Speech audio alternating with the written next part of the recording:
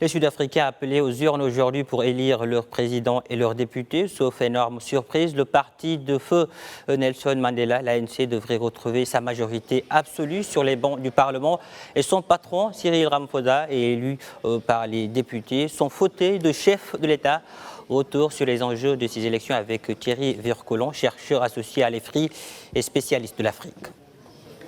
Ce qui est en jeu, c'est essentiellement le maintien de l'ANC, enfin de l'électorat de l'ANC. La question, c'est de savoir si l'ANC sera au-dessus de 60% ou en dessous de 60% à cette élection, sachant qu'elle a réalisé 62% aux dernières élections. Ce qui est plus profondément en jeu, c'est évidemment l'évolution de l'Afrique du Sud et la façon dont la population juge plus des 20 dernières années d'ANC au pouvoir et juge donc le parti de Nelson Mandela. Il y a clairement un électorat qui est captif et là c'est, comme vous le disiez, un effet générationnel, c'est-à-dire que les Sud-Africains noirs et âgés votent dans leur grande majorité pour l'ANC, ils votent encore plus pour l'ANC quand ils vivent en zone rurale, et par contre les jeunes générations, ce qu'on appelle les born free, souvent plus urbanisés, eux ont tendance à regarder, à lorgner vers d'autres partis et n'ont pas cet attachement